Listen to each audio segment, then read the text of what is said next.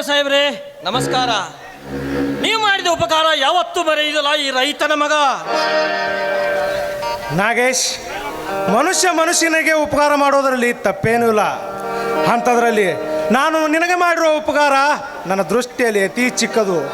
ನೀನಿನ್ನೂ ಈ ಉತ್ತರಲ್ಲಿ ತುಂಬ ಎತ್ತರಕ್ಕೆ ಬೆಳೆಯಬೇಕು. ಆದರೆ ನೀನು ಹೇಳಿ ಎಲ್ ಸಾಹೇಬ್ರೆ, ಎತ್ತರಕ್ಕೆ ಬೆಳೆಯಬೇಕಾದ್ರೆ ನಾನು ಏನು ಮಾಡಬೇಕು ಮೊದಲು ಹೇಳಿ ಸಾಹೇಬ್ರೆ, ಹೇಳಿ. ನಾಗೇಶ್, ಈ ಸಮಾಜದ ಜನ ನಿನ್ನ ಹತ್ತಿರ ತಿರುಗಿ ನೋಡಬೇಕಾದರೆ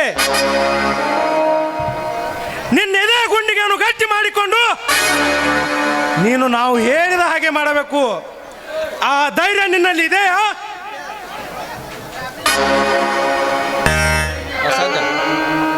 ಅಸಾಧ್ಯ ಅಸಾಧ್ಯ ಏನೊಬ್ಬನ ಸಾಧಿಸಿ ತೋರಿಸುವ ಈ ಛಲಗಾರ ನಾಗೇಶ ಸಾಹೇಬ್ರೆ.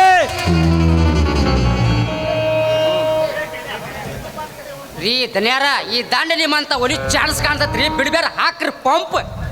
ಕುಲಕರ್ಣಿ ಪಂಪ್ ಅಂತ ತಂದು ಕೊಡ್ರಪ್ಪ, ಹಾಕ್ತಾರ. ಕುಲಕರ್ಣಿ,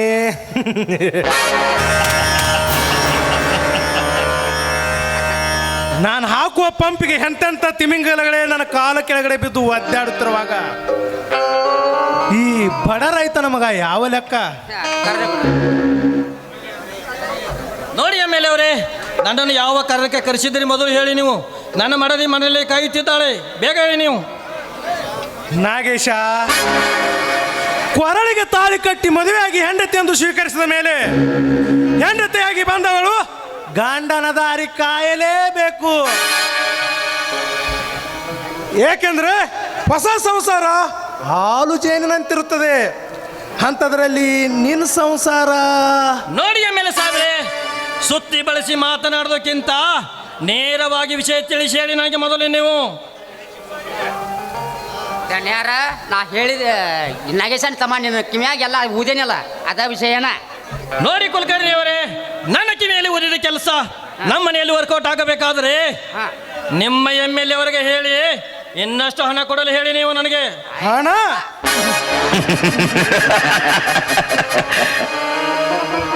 ನಾಗೇಶ, ಹಣದ ಹೊಳೆ ಕೃಷ್ಣಾ ನದಿಯಂತೆ ನನ್ನ ಅರಮನೆಯಲ್ಲಿ ತುಂಬಿ ಹರಿಯುತ್ತಿರುವಾಗ ನೀನು ಕೇಳಿರುವ 20 ಲಕ್ಷ ಹಣವನ್ನು ಕೊಡಲು ನಿರಾಕರಿಸುತ್ತಾನ ಈ ಕಲಿಯುಗದ ಕುಬೇರ? ಕೇಳು, ನಿನಗೆ ಎಷ್ಟು ಹಣ ಬೇಕು? 10 ಲಕ್ಷನ 15 ಲಕ್ಷನ? ನೋಡಿ ಎಲ್ ಸಾಹೇಬ್ರೆ, ನೀವು ನನಗೆ 15 ಲಕ್ಷ ರೂಪಾಯಿ ಕೊಟ್ಟರೆ ನಿಮ್ಮ ಕುಲಕರ್ಣಿ ಹೇಳಿದ ಕೆಲಸ ಸಕ್ಸಸ್ ಮಾಡ್ತಾನೆ ಈ ನಾಗೇಶ. ನಾಗೇಶ,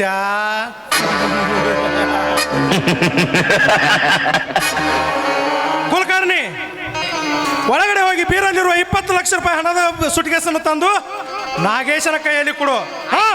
ಹೋಗೇ ಬರ್ತೇನ್ರಿ. ನಾಗೇಶ, ಪುಕ್ಷಾಟಿ ಹಣ ಸಿಕ್ಕಿದೆ ಅಂದು ದಾರು ಕುಡಿದು ಇಸ್ಪಟ್ಟಾಡಿ ಹೆಣ್ಣಿನ ಸೆರಗಿನಲ್ಲಿ ಏನಾದರೂ ಮರೆತು ನಿದ್ರೆ ಮಾಡಿದರೆ ನಿನ್ನನ್ನು ಶಾಶ್ವತವಾಗಿ ಚಿರ ನಿದ್ರೆಗೆ ಸಾರಿಸಬೇಕಾಗುತ್ತದೆ. ಯಾಚಾರ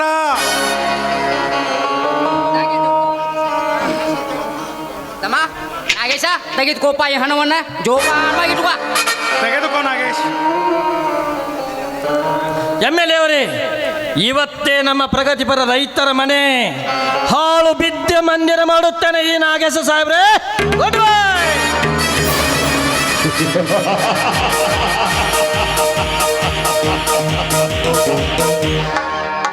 ಕುಲಕರ್ಣಿ, ಮಂಗ ತಾನ ಕೆಡುವುದಲ್ಲದೆ ಇಡೀ ಬಾಳೆವನವನ್ನೆಲ್ಲ ಕೆಡಿಸ್ತಂತೆ.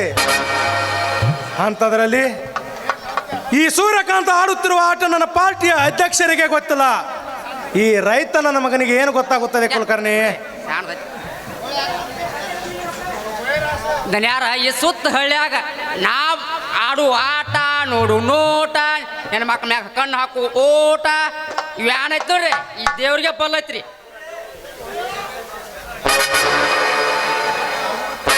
ಶಂಕರ, ಈ ಸುತ್ತು ಹಳ್ಳಿಯಲ್ಲಿ ನಿನ್ನ ಉತ್ತಮ ರೈತ ಮನೆತನವೆಂದು ಈ ತಾಲೂಕಿನ ಜನರಿಗೆ ಗುಡುಗು ಹಾಕಿ ಗಡಗಡ ಗಡಗಡ ಎಂದು ಈ MLAಗೆ ಏಕವಚನದಲ್ಲಿ ಬೊಗಳಿದೆಯಾ ಮಗನೇ?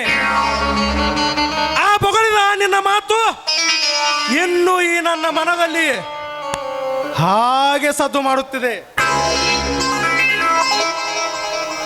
ಈ MLA ಸೂರ್ಯಕಾಂತ್ ನಡೆಯುತ್ತಾ ರಸ್ತೆ ಮೇಲೆ ಹೊರಟರೆ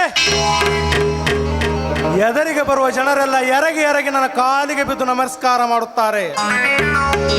ಅಂಥದ್ರಲ್ಲಿ ಎತ್ತಿನ ಸೆಗಣಿ ತೆಗೆದು ತಿಪ್ಪಿಗೆ ಚೆಲ್ಲುವ ರೈತನ ಮಗ ನೀನು. ನಿನ್ನ ವಂಶವನ್ನು ಒಡೆದು ನುಚ್ಚು ನೂರು ಮಾಡದಿದ್ದರೆ ನನ್ನ ಹೆಸರು MLA ಸೂರ್ಯಕಾಂತನೇ ಅಲ್ಲ. ಕುಲಕರ್ಣಿ, ನಡೆ ಹೋಗೋಣ. ಹೋಗೇ ಬಿಡು ನೀನು.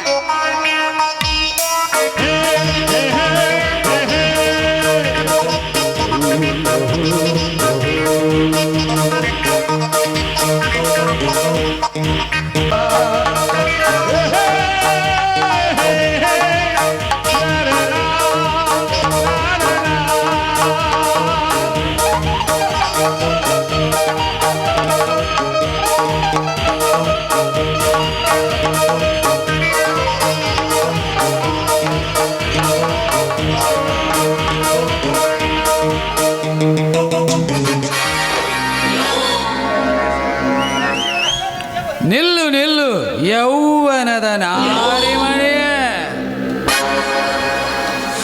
ಆಹಾ, ಏನಿವಳ ರೂಪ ಲಾವಣ್ಯ, ಏನಿವಳ ಅಂದ ಚಂದ.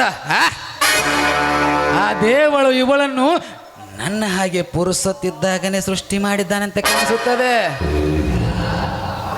ತಲೆ ಮೇಲೆ ಬುತ್ತಿಗಂಟು ಹೊತ್ತುಕೊಂಡು ಹೊಲಕ್ಕೆ ಹೊಂಟಿರುವೇನೆ ಚೆಲುವೆ. ಏ ಮೂಲ, ನಾನು ಯಾವ ದಾರಿ ಆದ್ರೂ ಹಿಡ್ಕೊಂಡು ಹೋಗ್ಲಿ ಬಿಡ್ಲಿ, ಅದನ್ನೆಲ್ಲ ಕೇಳೋದಕ್ಕೆ ನೀನ್ ಯಾರೋ ಮಂಗ್ಯ? ನಾನು ಈ ಧರಣಿ ಮಧ್ಯದೊಳಗೆ ಗಹಗಹಿಸಿ ಮೀಸೆ ಮೇಲೆ ಕೈ ಹಾಕಿ ಸುತ್ತು ಹಳ್ಳಿಗೆ ಚಕ್ರಾಧಿಪತಿಯಾಗಿ ಮೆರೆಯುತ್ತಿರುವ ಸಿಂಗಲ್ ಸಿಂಹ ಚಂದ್ರಕಾಂತ್ ದೊರೆ. ಏ ಮಾಣಗೇಡಿ, ಇನ್ನೊಂದು ಸಾರಿ ನಾನು ನೋಡಿ ನಕ್ರೆ ನಿನ್ನ ಪಾಡ ಮಾಡಿ ನೆಟ್ಟಗಿರೋದಿಲ್ಲ. ಒಂಟೆ ಹೆಣ್ಣು ಸಿಕ್ಕಿದೆ ಎಂದು ಈ ರೀತಿ ಮಾತುಗಳು ಆಡ್ತಾ ಇದೆಯಲ್ಲ, ನಿನಗೆ ಕಾದಿದೆ ಕರ್ಮ ಕುಂಡಲ ದಾರಿ. ಕರ್ಮ ಕುಂಡಲದ ದಾರಿ.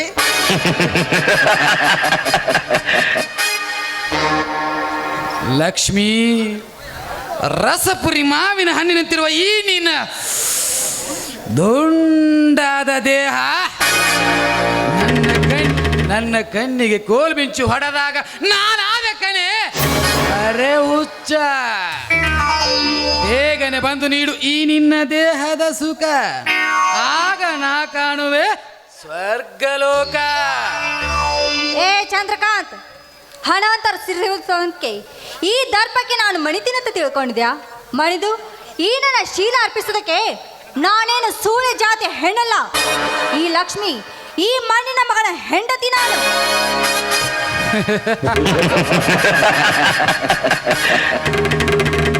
ಆ ಬಡ ಬಿಕಾರಿ ಮಣ್ಣಾಗಿನ ಹೆಂಡತಿ ನೀನು. ಏ ಲಕ್ಷ್ಮಿ, ನಿನಗೇನೆ ಗೊತ್ತು ಆದರದ ಗಮ್ಮತ್ತು. ಆದರ ಮಾಡಿದರೆ ಸಿಗುವುದು ನೆಮ್ಮದಿಯ ಸುಖ, ಇರದಿದ್ದರೆ ಬರುವುದು ನಿನ್ನ ಬಾಳಿನಲ್ಲಿ ದುಃಖದ ಸುಖ. ನೀನು ಶೀಲವತಿ ಎಂದು ಅಲದಾಡಿದ್ದೇ ಆದರೆ ಕೋಣೆಗೆ ಈ ಚಂದ್ರಕಾಂತ್ ಭೋಗಿಸುವ ಬೊಂಬೆ ನೀನು. ಲಜ್ಜೆಗೆಟ್ಟಿ ಲಫಂಗ.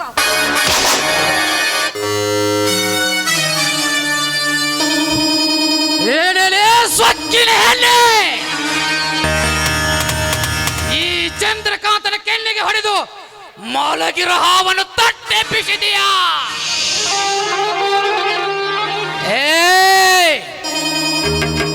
ಕುಂತು ಚುಕ್ಕಿ ಇಟ್ಟು ರಂಗೋಲಿ ಬಿಡಿಸೋ ನಿನಗೆ ಎಷ್ಟು ಸೊಕ್ಕಿರಬೇಕಾದ್ರೆ ನಿಂತು ಸಡ್ಡು ಹೊಡೆದು ನೀತಿರುವ ಗಂಡು ಕನೆ ನನಗೆಷ್ಟು ಇರಬೇಡ. ನಾನಾಗೆ ನಾನು ಬಂದು ನಿನ್ನ ಮುಟ್ಟಿ ಹೊತ್ತುಕೊಂಡು ಹೋಗುವುದಕ್ಕಿಂತ ಮುಂಚೆ ನೀನಾಗೆ ನೀನೇ ನನ್ನ ಬಂದು ಸೇರಿದರೆ ನಿನಗೆ ಒಳ್ಳೆಯದು. ಕೀಚಕ, ನನ್ನ ಕೈ ಹಿಡಿದ್ರೆ ವಿಷಯ ನನ್ನ ಗಂಡನಿಗೆ ಏನಾದ್ರೂ ಗೊತ್ತಾದ್ರೆ ನಿನ್ನನ್ನು ತುಂಡು ತುಂಡಾಗಿ ಕತ್ತರಿಸಿ ಹಾಕ್ತಾನೆ. ಹುಷಾರಾಗಿರೋ. ಕತ್ತರಿಸಿ ಹಾಕುವನು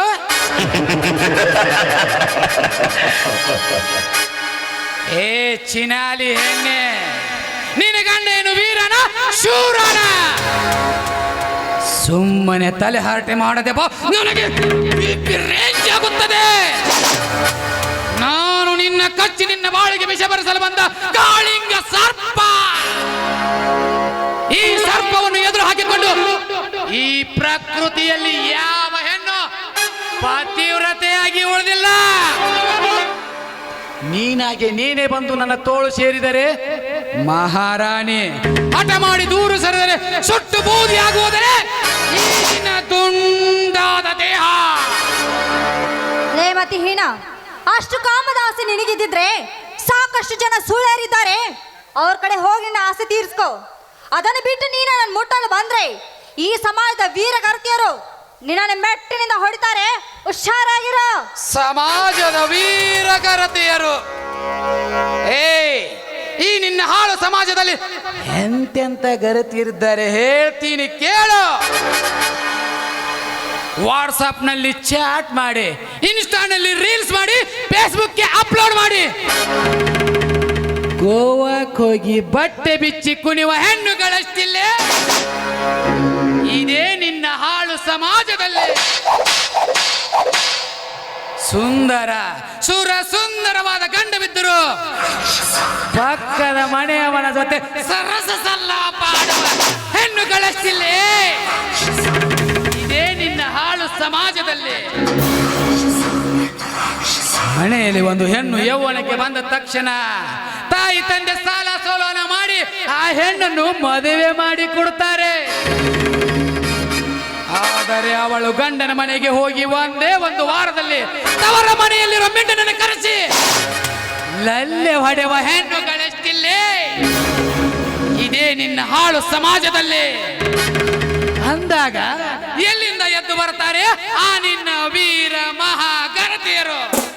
ಬಾ, ನಾವಿಬ್ಬರು ಶುರು ಮಾಡೋಣ ಈಗ ಕಾಮದ ಓಕೊಳೆ. ಬೇಡ, ಕಾಪಾಡು.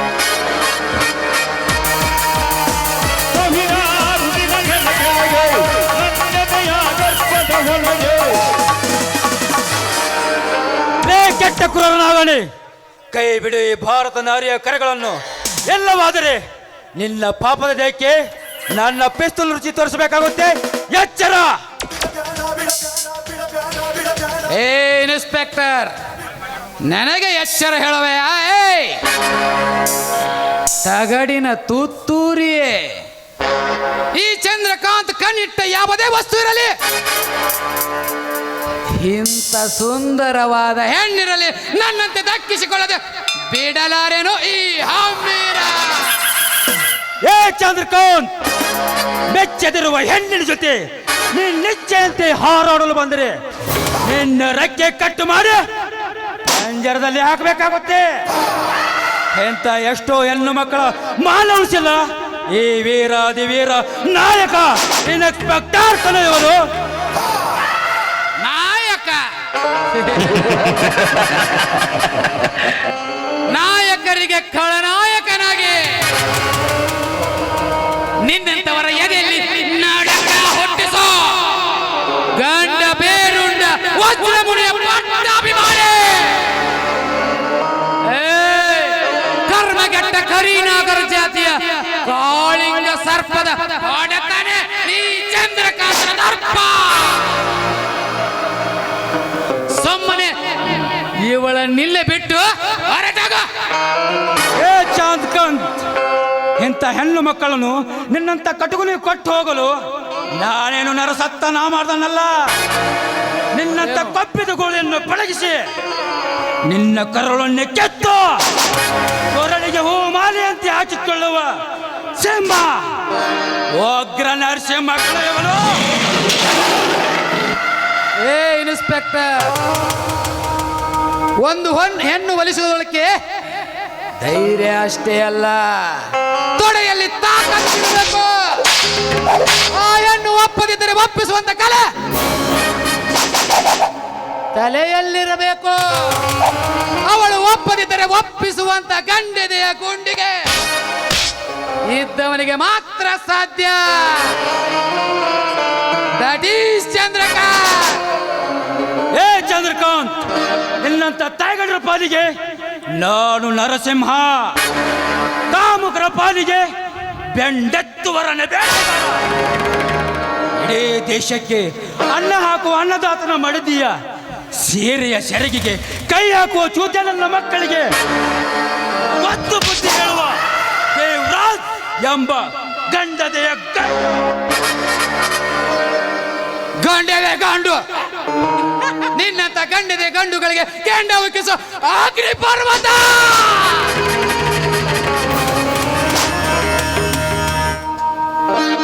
ನೀನೇನಾದ್ರೂ ಮುಟ್ಟಲು ಬಂದರೆ ಸುಟ್ಟು ಬೂದಿ ಮಾಡುವುದು ಈ ಜ್ವಾಲಾಮುಖಿ.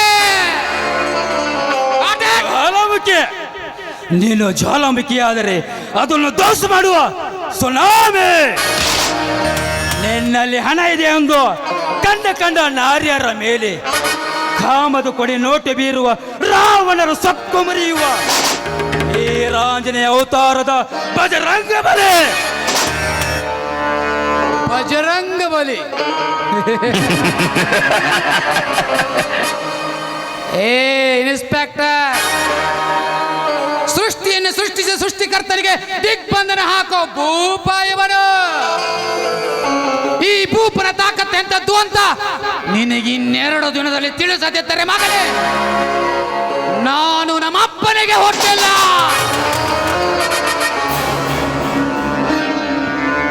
ಏ ಲಕ್ಷ್ಮಿ, ಇನ್ನಲ್ಲ ನಾಳೆ ಈಗ ನೀನು ಹುಟ್ಟಿರುವ ಸೀರೆಯನ್ನೇ ಕಳಚಿ ಕಿಳಿ ಕಚ್ಚಿದ ಹಣ್ಣಿನ ಹಾಗೆ ಮಾಡದಿದ್ದರೆ ನನ್ನ ಹೆಸರು ಚಂದ್ರಲೋಕದ ಚಂದ್ರಕಾಂತನೇ ಅಲ್ಲ.